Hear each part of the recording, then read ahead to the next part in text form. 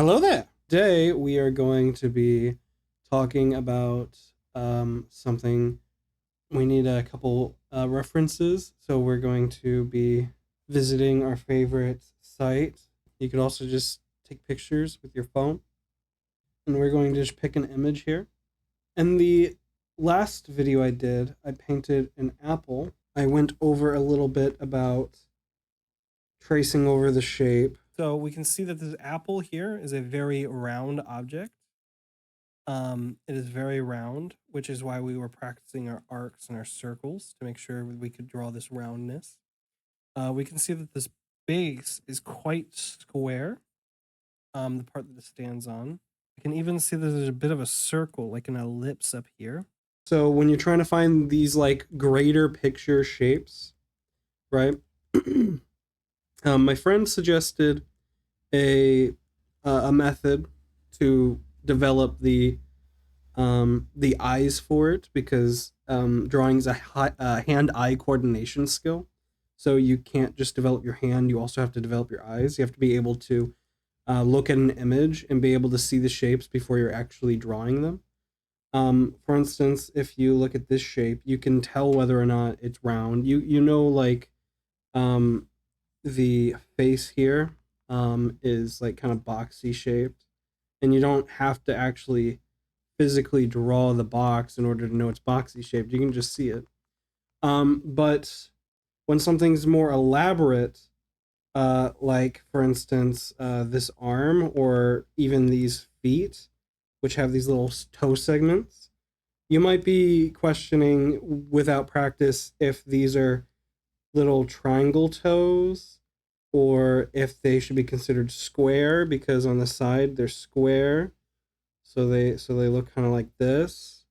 And it's if you were trying to break it down into a simple shape, you might want to just go with a square, or you might want to go with a triangle. The method they suggested, basically just hands-on trial and error. So if you're doing it digital, you can go ahead and just do it the way I'm doing it. You just paste something in, lower the opacity, move on to the next layer. Or if you're doing it traditionally, you can print out a picture or take a picture, and if you have like a tablet, you could use your tablet. But if you have a phone, you're still gonna have to print it out. You can just put another sheet of paper over top of it, especially if it's tracing paper, and then you can use that, and you can use it several times and try different experiments, right? So there's a number of shapes I can see in this image, right? But we want to stick to our basic shapes. So we have the square, we have the triangle, and we have the circle. There are a few different, how do you describe it? There's a few different degrees of which you could break something down. So we could break things down into their individual segments. This is a square, this is a square, this is a square, this is a circle, this is a triangle, this is a triangle. These are all triangles. But at that point, you're basically just drawing the image, which you don't want to do over top of the image, because that's tracing. And tracing is good for learning, but it's not good for trying to make a final product. And when you break things down to that extent, you're just making a final product, right? You want to break things down to that degree within your actual drawing, which you're not tracing for. So what we actually want to do with this tracing is we want to break down the major shapes, right? So we want to go as large as possible and then go down from there. So like the largest shape, you might think is like this big body section here, right? And this is a big shape right here. But there's a problem with this is an organic shape, and we can use organic shapes in future projects, but for this one, we're trying to use the three simple shapes, right? So what we want to do is we actually want to break this down into a circle right here. So this is just a circle. And then we have this lower section, and this is just a square. And then this is just a triangle. A bit curvy, but it's just a triangle. And then up here, we have a square, but then we also have this triangle piece. So what we can do is we can connect the ears, and then we can just have a little cutout here. So we can just cut that out. And we can think of negative spaces like this cutout here as its own shape. In fact, we can even do that with this tail here because we can see that there's a square. And then we have another cutout shape right here, which is a triangle. And once we add enough of these, we start to get to more intricate shapes. But for this first one, we can see that this head is made up of essentially just a square, a circle, and another square with a triangle for the tail. There is one more even grander method, or grander shape here though, right? And that is if you connect the head and the legs, and then you just have the circle here, then you can make it two shapes. So we have this right here, and then you have this circle right here. And if you use the cutouts, then you can take this cutout, which is a triangle. So it's a little bit different than the one we had before. This triangle. And then you have two triangles here and here. And then we have only two major shapes. Now we can then go ahead and add a little bit more complexity here because we still have more objects here. We have the arms on either side, and these are quite square-like, but they're very rounded. So you can sort of make an organic shape here if you wanted. But right now we're working with the inorganic shapes. So we're going to make them both circles. And they're quite long circles. They're ellipses. But they're still circles. Circules, okay.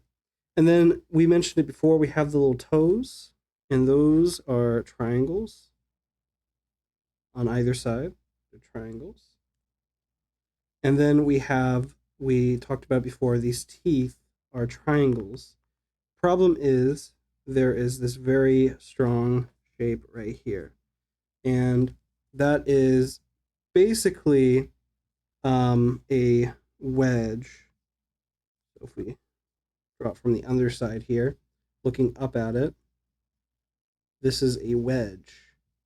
And a wedge isn't a simple shape, but it is basically just two simple shapes put on top of each other.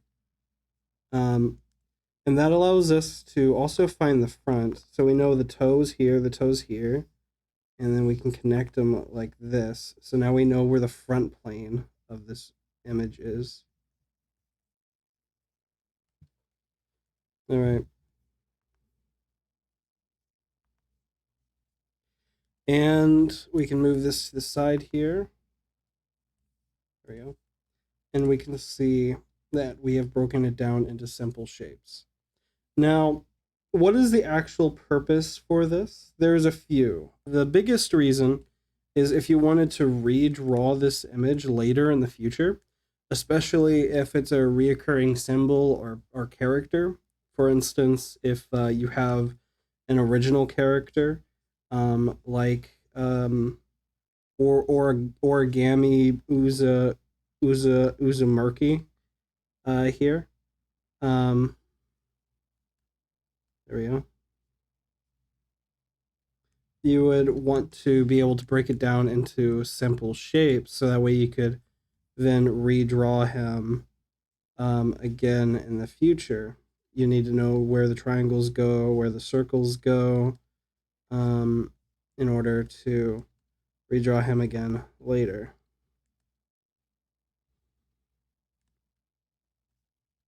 So if I were to draw this statue again, I would look at, well, I wouldn't have it on me, but I would be able to remember these shapes. I know that he looks like this.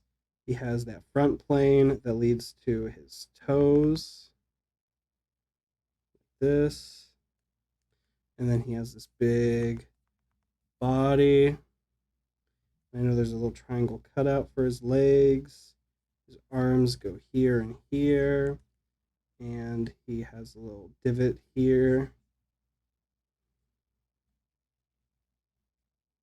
and I made it a little too short, so I can make that bigger. There we go. And this is the front of his body. And then if I went into more detail, you could basically do this endlessly, depending on how accurate you wanted the drawing to look each time. But and then there's like this triangle section here where the tail goes. There we go. Something like that. So if you were able to go over this with like an ink brush, you would basically just go over the outside of it and the important details to recreate the drawing as many times as your heart desires.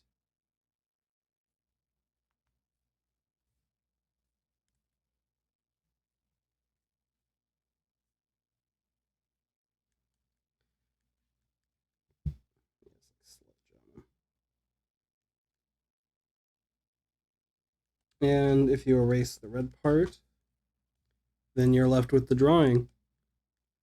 And that's basically how you go from the image to the simple shapes to the drawing. And it's important to be able to do this eventually without having to draw over your reference. So you'll be able to just look at this and you'll be like, oh, it's kind of like a blob. There's some cutouts here and there's a square. And if I recreate all of those shapes, then I'll end up with something vaguely reminiscent of what I'm going for, and I'll be able to recreate it kind of like that, right? And you might have noticed that I've done it slightly differently each time. That's not a mistake to do it slightly differently each time. Everyone will see slightly different shapes within the image. Within all images, people see slightly different shapes, right? Some people might see a bunch of triangles or squares. They might think certain things are more important.